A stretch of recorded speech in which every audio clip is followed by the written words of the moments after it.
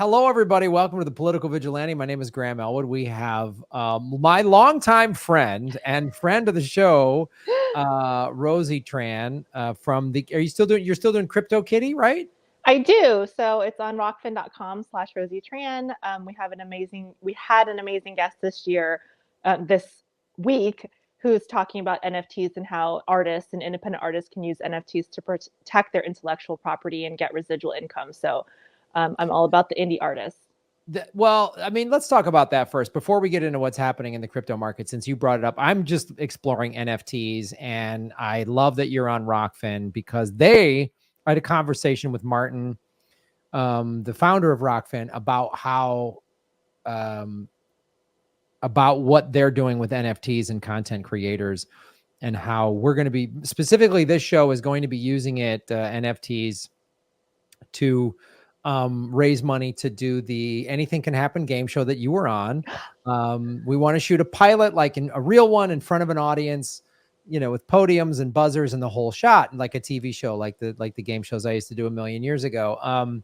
So they're like, we're going to create these. Rockfin is going to create NFTs in house, and the thing so what they're going to do, the NFTs in house. So if somebody buys an NFT, it's going to go to fund that show. And then when we put the show exclusively on Rockfin, we're going to negotiate. They'll get a percentage of whatever the tips, because on Rockfin, and people watching right now can tip videos on either of our channels. They can just go watch any video and say, I like this, and give it whatever, $2, $5, whatever. And so it's this brilliant model of taking the crypto NFT world with the very successful model of crowdfunding, which I've crowdfunded numerous projects using Kickstarter and GoFundMe. I think my Graham Goes to Russia is on Rockfin. Afghanistan, I didn't crowdfund, but I crowdfunded Earbuds with Chris Mancini, and we crowdfunded the first year of the Los Angeles Podcast Festival. So I've had a lot of success, and crowdfunding has been a very successful thing for artists. And what they're doing now to combine the NFT and what for those of you who are like, what's an NFT? I say it's a digital collectible that artists can get residual income. And that, to me, as a filmmaker, is so big, because I have 2 movies and a TV series on Amazon right now. I haven't gotten a penny. A distributor put them on there, and I've emailed the distributor, like, oh, you haven't made any money. How do I know this? I don't know. They're keeping the books all to themselves, but in the blockchain, it's all transparent. It's all transparent. So why don't you explain to our audience a little bit about what the NFTs are and how they can specifically help content creators, artists, athletes, whatever? Yeah. So NFT stands for non-fungible token, and it's just a way to digitize your artwork, your music, whatever, so that there's I would say a trail, but it's on the blockchain. So, for example, I don't know if you know much about the music industry. Comedy is the same, acting is the same, but usually the artists, the independent artists, or even big artists that people would be surprised by, who are pretty big celebrities, they bend over and take it, and the big, corporate producers take all of the money. And there's hit songs from the '60s from usually, unfortunately, artists of color who are huge hit songs, like staples of the '60s, and they would have their rights signed away. And so that NFT just gives you evidence that it's yours. So I'll give you an example. So say I make Rosie Tran mugs. I don't have Rosie Tran mugs, so I'm just making an example. Those little QR codes? So this is a typical way of doing it. So you can put a QR code on it, and if you scan it, it shows that it's like an authentic Rosie Tran mug. So that mug, if you buy it, then that income goes to me. And you can even do a digital mug. So I can make just like a picture of a mug, and then also send you the mug. And so you would then have that, and it would be a Rosie Tran mug. So then if you, Graham, you're like, well, I'm going to screw Rosie over, and I'm going to make Rosie Tran mugs too. If you wouldn't have that QR code, and you wouldn't have that tracking, so when people scan it, they would say, well, Graham, you're selling fake Rosie Tran mugs, and she's not getting a percentage of this. So that's not cool. Mm-hmm. So that's a way to do it. So it's kind of like, I don't know if you have ever scanned like a FedEx package, and it shows the tracking, and it shows the where it's been. Yeah. Yep. So that's kind of what an NFT does too. So if you do like a Graham Elwood artwork or a Graham Elwood comedy album, it shows, hey, it was sourced. You scan the QR code. Hey, it was sourced by Graham, and then you can see who bought it, and then you can also add a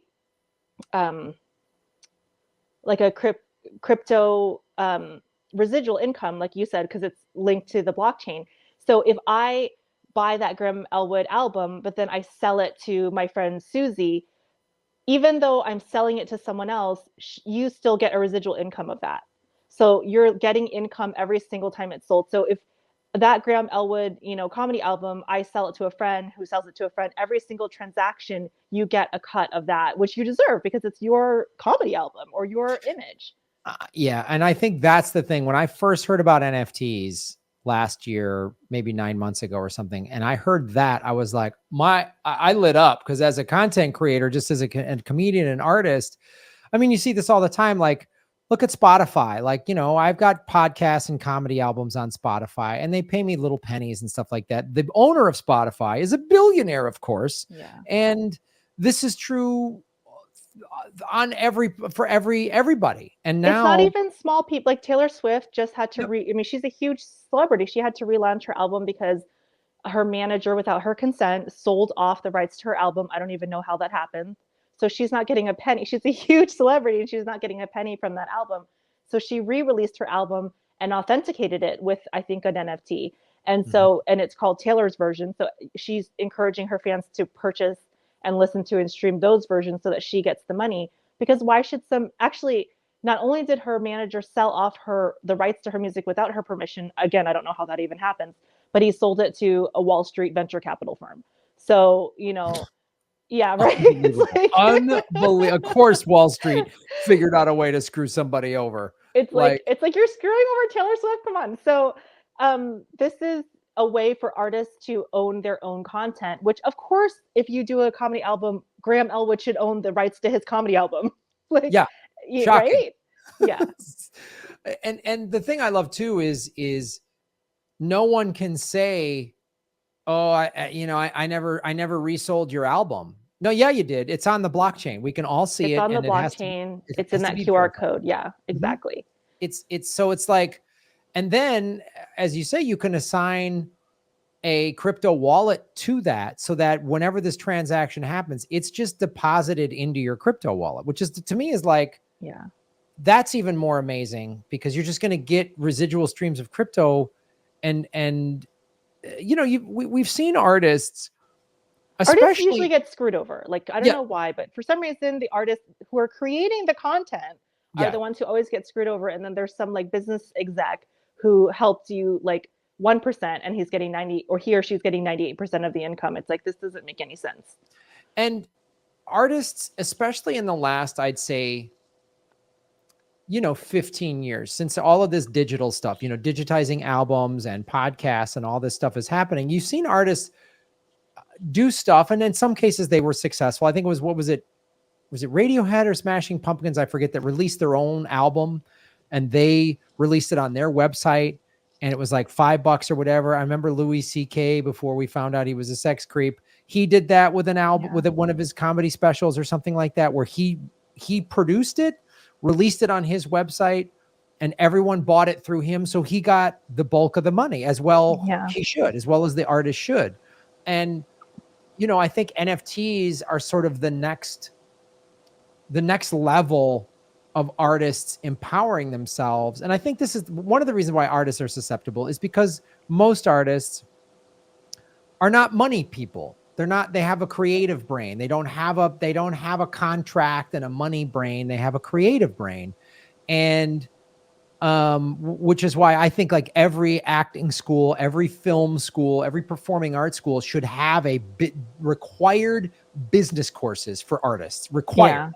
Reading contracts, understanding this. I mean, I was not that great at it, and I had to learn. I got taken advantage of over 10 years ago by the banking system. I went through foreclosure and everything, and there was some mistakes that I made because I didn't empower myself enough, and I allowed them to take advantage of me. I mean, I'm not excusing what they did, but like, two things can be true at the same time. And so this is why this. But there's a team of lawyers. I have a very good friend who's a bankruptcy attorney, and he actually left a very, very lucrative job working for a large I'm not going to name them because I don't want to Sure. get in trouble, but a very large conglomerate media organization that's based in Los Angeles. And he ethically and morally did not want to work there anymore because his job, he now is a bankruptcy attorney, helps people get out of bankruptcy, but his job was to make his the CEOs and the executive told him your job is to make the contracts as complicated and as convoluted as possible to screw the artist out of as much money as possible. Literally, that was his job. Yeah. And he morally could not do it anymore. He said, I can't. He's a very good friend of mine, friend for years. And he said, I literally could not do it anymore because I felt sick to my stomach. My job was to make very simple agreements between artists and our large studio that should have been 10 pages, 100 pages, so that the artists would get overwhelmed and confused and sign their rights away. Yeah. And it is morally, and ethically disgusting. I remember when I did Last Comic Standing, which I regret doing, and the contract they sent over was preposterous. I mean, it literally was the most ridiculous. And they were like, well, if you want to be on NBC primetime in front of 10 million viewers or whatever, you better sign this. And you're just like, I remember And like yeah, a you're lawyer. screwed because you want that exposure, obviously. Yeah. And they know that. And so like, I remember my lawyer said, because I was like, God, this tour, if you make the final 6 or 10 or whatever, this tour looks awful. And I know some comics that did it and it was like, oh, the money sucked. It was awful. And my lawyer said, just don't get in the top 10. He goes, just because just advance a couple of rounds to get up your road. Because that's the other thing too. They knew this. Every comic that did it was gambling that even if you just advanced a couple of rounds, your road money went up. And I know dozens, and I'm sure you do too, of comedians that did that, and the road money come. You didn't even have to win it. Your road money went up for a couple of years. And so he was like, yeah, just try to advance a couple of rounds, get your road money up, and then tank it before you. I got kicked out in the first round, so I didn't have to worry about that. So it was good stuff. But yeah, I'm really excited about NFTs as a content creator. I'm excited about doing one to crowdfund projects because I want to test run this game show. And if it's successful, then, I want to fund feature films, Well, and I'm so glad you're talking about this and even asking me. The sad thing, of course, is that the mainstream media is always focusing on something that is not helpful to people. So all the NFT stories you see in the mainstream media are about billionaires purchasing $30 million NFT artwork. And so the average person looks at it and they go, well, this is for super rich. This isn't for me. I don't need to learn or understand this. And really, it's a technology that is for the little guy. But for some reason, the mainstream media, I don't, who knows why, right? Focuses on these elaborate and crazy NFT stories about the super uber wealthy and not focusing on the actual practical benefits for people like you and me. Right, because the corporate media, I always say this, I always remind people, the corporate media includes Hollywood. And so the corporate media, again, as you just gave evidence, they want artists confused and just just sign it. As long as I'm on TV, I'll make my money out, whatever, just get me on the screen and, I'll figure it out down the road.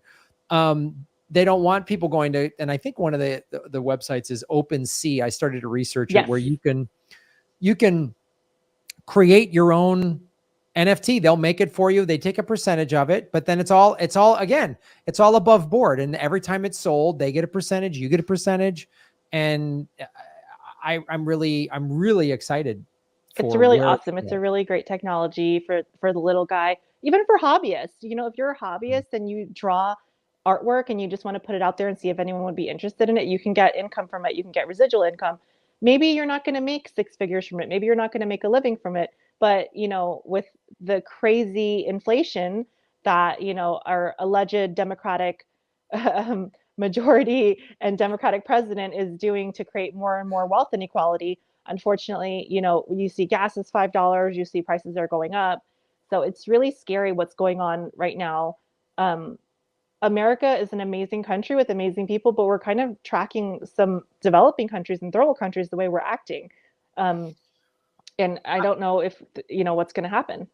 Yeah, absolutely. And it's one of the things, I talked about with you when you first came on the show to talk crypto a year and a half ago, when I talked to Christy I in the summer of 2020, the first CARES Act had been passed. They were talking about a second one. And talking with you and with Christy, I was like, she really was like, the money printing, we're going into hyperinflation. It's going to happen. Yeah. And here we are a year and a half later. And as you say, gas is $5 a gallon. The grocery store bill is at least 20 to 30% higher.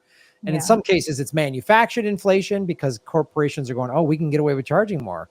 And in some cases, it's legitimate because we just printed whatever now with Build Back Better. What are we at? 9 trillion? I've lost track of all the money we've printed. I don't know, but I think it's 9 trillion, and the infrastructure bill was insane. I support obviously infrastructure and helping America, but when you're putting things in the infrastructure bill that are very suspicious, including making small crypto owners felons, I don't know if you know about that.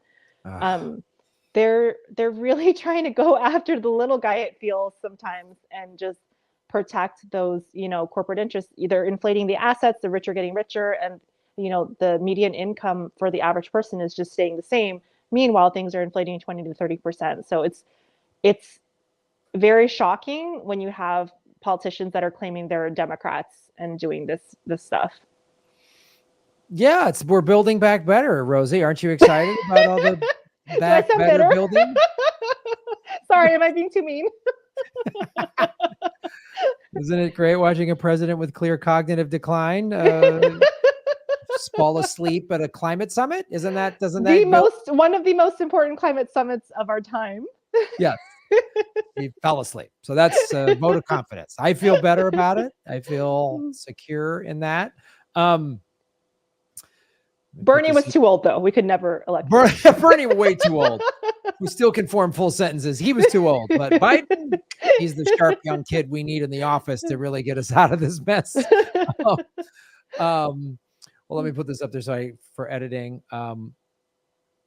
Hello, everybody. My name is Graham Elwood, and you are watching The Political Vigilante. I'm here with longtime friend and returning guest and friend of the show, Rosie Tran.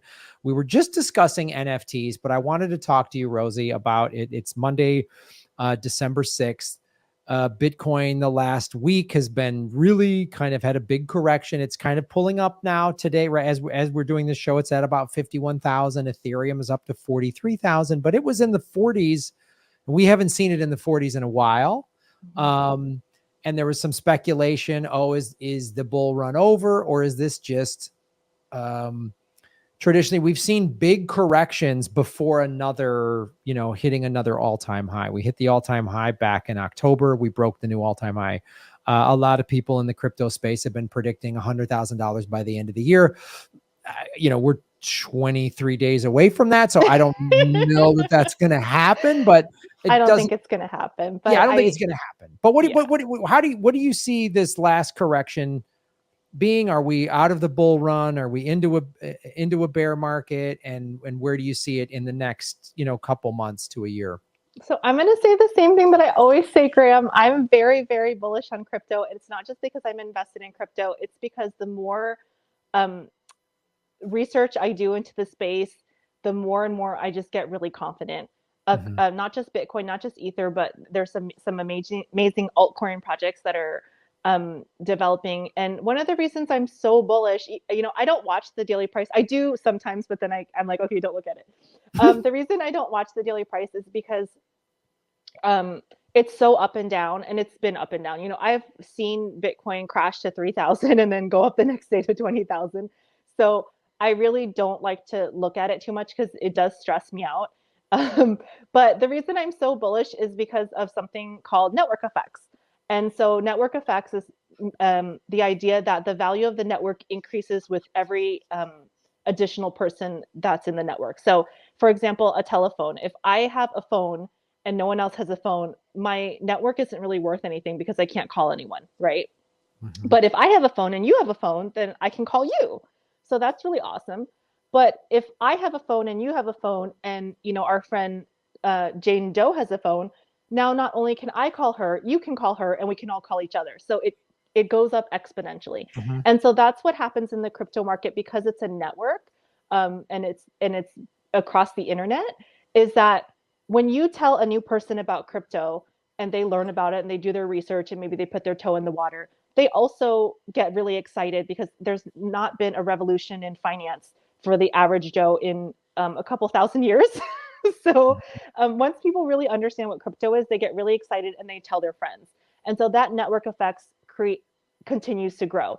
And right now, not that many people are invested in crypto, Graham. I know it feels crazy because Bitcoin is around 50,000, but still the average person really doesn't know that much about crypto. The average person really doesn't know that much about Bitcoin. And a lot of people in other countries, don't have mobile phones yet. They don't have 5G yet. Those things are rolling out. And they are, El Salvador is still one of the only countries that is accepting Bitcoin as payment. So this is going to grow exponentially. And it seems like every single time there's negative crypto news, in the next few months after that, crypto grows by leaps and bounds. They tried to ban the mining in China, and what happened, that just spurred up mining in other places. So, well, China ban, all of a sudden America became one of the number one mining places. And then, exactly. I did a story, I think you might have even been the one to tell me about it, about how the Navajo Nation is using solar panels to mine. So you're just like, oh, wow. So suddenly, a Native American reservation, which has been completely mistreated for centuries, is now getting empowered by Bitcoin mining. Exactly. And we're seeing, and to your point about the network effect, I just looked at my own personal life. When I started to really learn about this, I told a couple of friends who bought it, who got into it. And I told one friend of mine, I've known him since high school, a longtime friend of us, and he's like, he watches this show, and he's like, he saw when you were first on, he was like, man, he was watching her, and it was like Rosie, and then he saw Christy, and he watches the show and all the interviews, and then, he told his brother, and his brother was like, his brother's like, traditional, nice job, works for a company, has a mortgage, but then his brother got into it, and his brother started to make money. And his brother got his daughters, who were like, I think are in college age now. So there's a network effect right there. I told one guy, he told now 3 other people that he told, so it's just, and like you say, that is exponential. And why I think Bitcoin is I think this will be, I was just reading an article on Coinbase, how some of this correction there was, some leveraged assets that people liquidated heavy over the Thanksgiving week, but still people want to buy Christmas presents. They want to do other things. So I think, this happens a lot. This happens during tax time as well, is that it goes up and down a lot because people are liquidating to pay for taxes, or, some people get tax returns, so they put it in the market. So, it's a very volatile market. Unfortunately, it's new. I actually do think it will stable out in about 10 years once more people are in it. I don't think it's going to be so up and down extreme. But as of now, long term, I'm extremely bullish on all crypto. Obviously, there's scams out there. Obviously, there's silly coins that are never going to do anything. Like there's like some Sailor Moon coins or some like tree coins or something. Right. But in general, I think a lot of them are really interesting projects. And the most, I think, amazing thing about crypto is if you read a lot of these white papers, or if you do research in a lot of these coins, they're trying to help the little guy. A lot of people theorize that Satoshi was angered by the bank bailouts of 2008. And he or she or they were like, we need a currency separate from the government because they are just taking our money and bailing out the big banks. And so the cypherpunks are about the people. The cypherpunk or Satoshi and all these crypto people and all the different the coins and tokens, they really are for the little guy. I know there's a lot of talk, again, the mainstream media, they're always focusing on the crypto bros. They're always focusing on like the ultra wealthy and the super rich and making it seem like it's out of the hands of the little guy. But you can buy a 0.0001% of a Bitcoin. You can buy a point, and that's the amazing part of it, So everyone has a chance to be part of this digital financial revolution. Yeah. And I think people are starting to, they're slowly starting to wake up to that fact, because everyone has a friend who bought $500 worth of Bitcoin last year, and now it's worth 1,500 or whatever. You know what I mean? Like everyone has that, like, oh shit, I didn't realize. But I want to talk to you about, I'm most of my portfolio is Bitcoin and Ethereum, and I obviously have the Ray token from Rockfin. And I've got some Litecoin and Cardano and stuff like that. But what are the other projects, the altcoin projects that you've been watching that you're sort of excited about, and what are they doing? I'm really excited about Tezos. So Tezos is a competitor to Ethereum. Um, it hasn't really shot up that much. It's been very volatile, but I believe in it. I think it's a really great project. It's a smart contract and it's self-amending. So people that own the token can are part of the governance. And so they had some legal issues because they had a nonprofit that was in charge of it, and there was some like internal drama or something when they first came out. So I think that has been keeping the price pretty low. But that's all handled now and settled and fixed. And it's a smart contract technology. So one of the things that people don't understand about smart contracts is that all of the applications. So I think Ethereum, even though it's a smart contract protocol, I don't think it's going to be used for smart contracts going forward because it seems like there's a lot of faster tokens that are being built on top of the Ethereum blockchain. And also, the gas fees right now are really high. So I don't think it's going to go in that direction. But there's all these smaller tokens like Tezos that are faster and cheaper to run smart contracts. So a smart contract is, for example, Graham, if I sell you a house, my house, right? So the traditional way that you would buy my house is we would have realtors, there would be an escrow company, it would be a 30-day close, you would have to go through the escrow, and we're not eliminating those things, but with smart contracts, it's allowing things to be unlocked on the blockchain as steps are moved forward. So, for example, we both signed our contract, and then the inspections happen, right? So you're inspecting my house, and so when that is completed, then that part of the smart contract is released. So the title then would automatically go to you after certain things are released, and you can program that on there. So that's kind of what the smart contract technology is. Okay. I'm hearing how smart contracts are really going to revolutionize like everything. I mean, they're really going to potentially, they could be used in all different industries all over the place. Yeah, or maybe even a comedy gig. Like I do a comedy show for you, and then after I do the show, then it's released on that contract that I get my funds and it goes straight to my wallet. So it's a way to keep both people honest, and it's again very transparent because it's on the blockchain. So and it also cuts out middlemen. So we don't have to, hire an escrow company or hire. So it saves costs and it makes things very cheap to do business and cheap for two people to interact between each other, and you don't need that third party. So a lot of crypto is trustless. You don't need that third party. You don't need a banker to tell you, or a government to tell you what the price of a currency is. You're just dealing directly in between each other. So those smart contracts, it kind of keeps people honest because it can't be unlocked until certain things are met. Right. So if I'm the comedy club owner, I put your fee into the smart contract and then it's out of And we my can hands. see it. Yeah, it's on the blockchain. I can see it. Yeah. So the money's there. And then once you do the gig, you get it and it's out of my hands and you got your money and there's no and like, you can't hey, screw me over. You can't be like, hey, there wasn't as many people here as I thought tonight, or hey, I remember I told you I was going to pay you 1,000, but my mother-in-law and I can only give you 500. All the bullshit we've heard from club owners. Oh yeah, we ran out of tequila, so do you mind taking less or whatever? Dude, I had a club owner try to stiff me $5, and then he asked me if I could give him a ride home. This is a true story. He tried to stiff me $5, and he's like, "Oh, I know I told you this, but I can only give you this." And then he asked for a ride home, and then he told me he would give me $5 for gas. So he obviously had the $5. It's so, I mean, so I started doing stand-up before email, because at least now you can point to an email and say, well, wait a minute, we said this amount. You can pull out your smartphone and go, we said this amount. I was back and they was over the phone. So they would pull shit like this all the time. And I'm a young comic. I'm like an MC. And they'd go, all right, so we said $250, right? And I was like, no, we said 300. Are you sure? Yeah, I'm sure. I wrote it down. I knew comics, one guy who would record phone calls with club owners. Like, this is old school technology. He had like a recorder and he'd like put it on speakerphone and be like, so I'm just confirming that I'm working your club in Omaha on these dates for this money.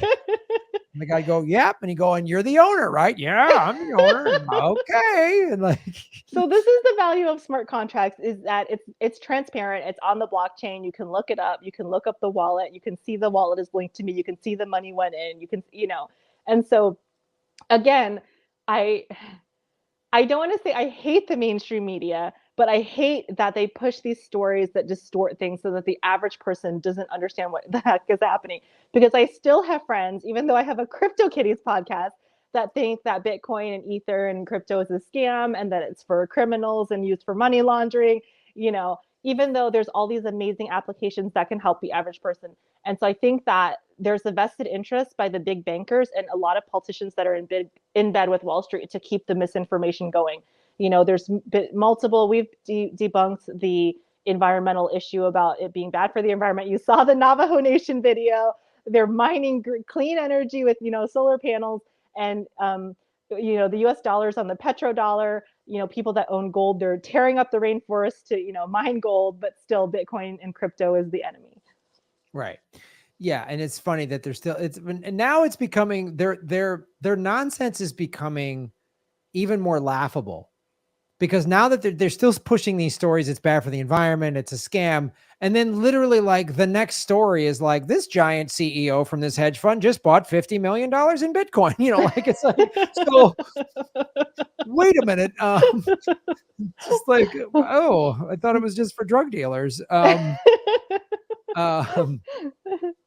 But ladies and gentlemen, my name is Graham Elwood, and hello, I'm Graham Elwood. You are watching the Political Vigilante. I'm here with comedian, my friend, and host of the Crypto Kitty podcast on the wonderful Rockfin Network, and Bitcoin and crypto enthusiast Rosie Tran. And I wanted to talk to you. We were just talking about stable coins and some altcoin projects you're into. We were talking about NFTs earlier. I encourage people to go watch the whole interview if you missed it. But I'm learning more about talking about smart contracts. I'm learning more about stable coins. And my understanding is, because I was watching, there's a show I watch a lot, BitBoy Crypto. And one of the things he talks about is he's been in the crypto space for a long time. He's got, I don't know, 1.4 million subscribers to his YouTube channel. So he's a very knowledgeable guy. He just bought a big office space. And, he's one of these guys that got into Bitcoin, I don't know how long ago, and he owns hundreds of coins that he paid a nickel for, whatever. But one of the things he's a big advocate of don't forget to realize some profits, like pull out. And he made this point about, he goes, I hear everybody say just hodl. Like that's what I'm doing with Bitcoin. I'm just going to hodl it. But he said this, and I had never heard this before. And it really kind of like opened my mind up a little bit. He said, if you're just hodling and not doing anything, he goes, that's kind of a lazy investment strategy. And he goes, what our plan here is whenever Bitcoin comes to a big top, like we have some markers, like when it hits $100,000, we're going to sell it and move it into a stable coin. And then, because you don't pay capital gains tax, and then when Bitcoin has a correction again, we're going to buy back more with the profits. So what he used the example of, let's say you bought a Bitcoin at $10 or $10,000, right? Last summer, you bought Bitcoin at $10,000, and then it goes up to $100,000. He goes, we're going to sell off, let's say 50,000 of that. So we had one Bitcoin that's now worth $100,000. We sell off 50,000 of that, but we put that, we don't just sell it and have to pay capital gains tax. We move it to a stable coin, and because whatever the price of the stable coin is the price that it is. And in a second, you can explain this better than I can, because this is my rudimentary knowledge of it. And then when Bitcoin, let's say, has a big correction like it does, and let's say it pulls back goes from 100 grand to 25 grand, then we take that 50 grand in stablecoin and we buy 2 more Bitcoins. So now we have, 2.5 Bitcoin. So then when it goes up to 250,000, we've increased the next time it goes up. I hope I explained that the way I heard it correctly. But is that what stable coins are for? And how do we get into them? And what is a stable coin? That is not my understanding of how a stable coin works. Okay. All right. So I don't know what I'm talking about. Perfect. I'm glad we had no, not you. I'm not sure his investment strategy. So stable coins are a way there's 2 things about stable coins that I like. So stable coins are a way to transact cryptocurrency without the volatility. So a lot of stable coins are pegged to the USD. So for example, Tether, there's USD coin, it's 1-to-1. So one stable coin of USD coin equals $1. So it's a way, because crypto and especially Bitcoin and other coins are so volatile in price, it's a way to transact within the crypto network with a set amount. So if I want to send you $10, Graham, and I want to send it with Bitcoin, the price could go up and down so much just in the next hour, that how can I send you $10? So transferring it to a stable coin is a way for me to send you $10 and it's $10 without having to send a wire or a Venmo or something through the crypto network. So that's one way that I understand stablecoins. Another way that I understand stablecoins is in the traditional banking system, we have what's called the reserve. I'm blanking on the name. I will think of it in a second. But the way that the traditional banking system works is that you put your money. Let's say you have $10,000 and you put. Okay, I remember fractional reserve banking. So the traditional banking system is called the fractional reserve banking system. And the way that works is you have $10,000 and you put it in your corrupt Wells Fargo bank account. And the bankers take that $10,000 and they go and loan it to me, Rosie Tran, to buy a car. And I pay 5% interest on that $10,000 for my car. And then the bankers get all the profits. And then Graham Elwood gets 0.000000001% in his savings account. And the bankers make all the money. So with stablecoins are a way for you to be the bank and for you to make the money. So if you have $10,000 in stablecoin, it's kind of like a savings account, right? And you can stake your stablecoins. And so then depending on what platform you're using, I like to use Abra. Abra then loans out that money. It's like a liquidity to other people, just like the bank, but you get that interest on the stablecoin, not the bank. Abra is just like a middleman. So right now I'm staking my USD coin in Abra and I'm making 8% interest. So they go and loan it out to people through crypto loans and then I get the interest. So that's how I understand and use stable coins. I'm not sure what BitBoy was talking about, but that's how I use them and I understand them. To be fair, he knew what he was talking about. I'm remembering it and telling it to you incorrectly. Probably. I don't want to say no. Let's be clear here. I heard it and I'm not understanding the way you're explaining it, Graham. I'm not explaining it well. I don't know that guy personally, but he's very knowledgeable in this subject. I'm sure you can send me the video. Maybe I can watch it and I'll explain it later. Yeah, I just butchered what he said, I think. But yeah, and I've heard that too. And I'm wondering, could you do this with a stable coin? Let's say I own some Shiba, just as a joke with my buddy. He bought a bunch. He has 5 million Shibas. And I was like, well, if this hits and I don't own any, I'm going to feel like an asshole. So I was like, that's what I did too. I was like, okay, I have to have some just in case, right? Just in case. I don't, just in case. It's like you go to the horse track and your buddy buys this crazy Quinella and you're like, all right, if that pays off 1,500, I'm buying that one too. I'm not going to just watch you be the only guy that wins big money. So I was like, and of course, Elon Musk, crypto troll that he is, amongst other horrible traits. He put out a couple weeks ago when Shiba was going nuts. He said Shiba's going to be at 74 cents by January, which is so I'm sure every Shiba owner went, if he's right. And we just look, that would be, I would have a lot of money. And I was like, and I just started playing that fantasy. If that were to happen, what would I do? Well, I could just cash it out, but then I'd have to pay capital gains tax, which is 37%, right? So if I cashed out, I'm just going to pick a round number. If I cashed out, $100,000, I would only have $63,000, right?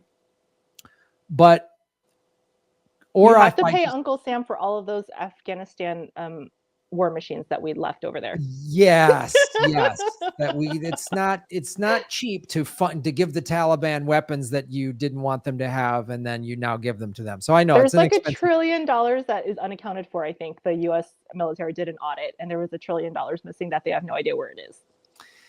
Rosie, come on. We've all left I left $1 trillion bill, I think, in my old pants, that I only wear. So let's not But we don't have money for universal healthcare or UBI. So don't even mention it.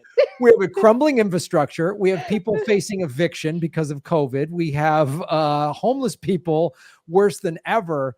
but we can't find. I'm so glad we didn't use that $1 trillion to end homelessness. I'm so glad it's lost. It's lost. Yeah, I think the Taliban has it. This is Yeah, the this is Taliban have it. It's hilarious, probably but also really sad. If I ever get on SNL, this clip is going to cancel me. They're going to be like, she's laughing about the the Afghani war. yeah, we're mocking the ridiculousness of the United States State Department and how they wasted money and lives and a lot of stuff. But let's assume that $1 trillion bill is maybe under the couch at the Taliban's crash pad or whatever. And they just don't even know what's there. But so let's say Shiba goes nuts, and obviously I could convert Shiba to Bitcoin, and I'm not going to have to pay capital gains tax on that, because you only, as I understand it, you only have to pay capital gains when you sell a crypto for US dollars and put that in your, then that's when they like the big ones like Coinbase are going to report that now. And I'm sure that the crypto tax law is going to change 500 times between now and, April, and every year there's going to be some new crypto thing, but assuming that's sort of the general take of it, that as I understand it. But so obviously I could just buy Bitcoin or Ethereum with it. Let's say Shiba goes nuts. But let's say I said, I got a big chunk of it and I want to buy a house with it and avoid capital gains tax. Could I not put it into a stable coin and then let it sit there and then move it into, and then hopefully you'd have to find a seller that wants to sell you a house. So my understanding of what a lot of people are doing is that they are holding stable coins or holding crypto and not cashing it out. I'm not I'm not a crypto accountant, so I'm not sure that you wouldn't have to pay capital gains tax on that. But my understanding is that a lot of people are taking loans against their crypto so that they don't have to cash out, and then they're using that money to purchase property or purchase other things that they want to buy. But back to your original question, that's not my understanding of how a stablecoin works. A stablecoin is or maybe that's how these people are using it, but my understanding of why it was created was to give something that's pegged to the US dollar to transact between parties. So again, if I send you 0.1% of a Bitcoin or 0.001, it's so volatile, it's so up and down that it's hard to transact and just send you $10. So that stablecoin is going to be pegged to the US dollar. Okay, so if I had, let's say, $1 million in Shiba Inu, I could convert it to $1 million in stable coin, and then if Shiba goes down to half a penny, the stable coin is still going to stay at $1 million, right? Correct. Yes. Okay. So that's the first way I understand it, and the second way I understand it is that you're the bank. It helps you to be the bank, so you can use that to stake on certain platforms, and you can provide liquidity to someone else and then collect the interest instead of Wells Fargo or Jamie Dimon or whoever getting the right, one of those assholes getting the money. You, Graham Elwood, are the bank. You get the money. So okay, and the interest. So that's what I like about them. And then the other thing that I've been starting to pay attention to this too, because I watch Michael Saylor talks a lot about this, as does Raoul Paul. Of then, if I had $1 million in stablecoin, there are some platforms that would then let me borrow, like take a line of credit against it, right? Like take 20 to 30% of its value on a line of credit. Yeah. Okay. And then you buy your house with that. Cause that's what I'm watching. That's what all these rich people do. They don't liquidate assets and pay capital gains tax. They don't. Yeah. They take a loan against it. And the reason they do that is because right now with all the crazy inflation, you can get a loan for 3%, 5%, and you're making 10% with the crypto. So it doesn't make any sense for you to sell it and pay 20% to Uncle Sam, and they're going to use that money for another war or for another crazy thing that they're going to do, or, give that money back to Wall Street. Why should Wall Street have that money when you're the person that's providing that crypto? You're the person that's providing that capital. It doesn't make any sense for someone else to make money. It's just like NFTs. It doesn't make any sense for someone else to make money on Graham Elwood's comedy album. So why does it make sense for someone else to make money off of your capital? This is your money that you're earning. You're doing political vigilante. You're out there telling the jokes. You're earning that money. So why should, Joe Schmo on Wall Street make a commission off of that? It doesn't make any sense. That's a great point. Yeah, because I'm also on crypto.com as one of the exchanges that I use, and I was investigating their stable coin, and it sounds like and I might have misread this, they pay 12% on their. That's a possibility. Yeah, stable. There's a lot of great, they're like I said, you would be a liquidity provider. You're putting $10,000 in their platform, but you're the bank. Graham Elwood is the bank, and so they then take that and they find people who need certain loans or whatever, and then you get that interest. So it's exactly the same thing that Chase is doing, Wells Fargo, Bank of America. But again, instead of the bankers making the money, you make the money. And that's the power. Okay. I think the most important thing about crypto is the DeFi, the decentralized finance aspect of it, because these assets are allowing average citizens to become their own bank. You're able to leverage your capital. It doesn't make any sense. Why do people on Wall Street get to leverage our capital? It's our money. It's like Facebook selling our data. Why does Facebook make money off of selling our data? We should make money for our data. It's your identity. Graham Elwood should get a commission of his data that's being sold. But what happens? Facebook keeps the money.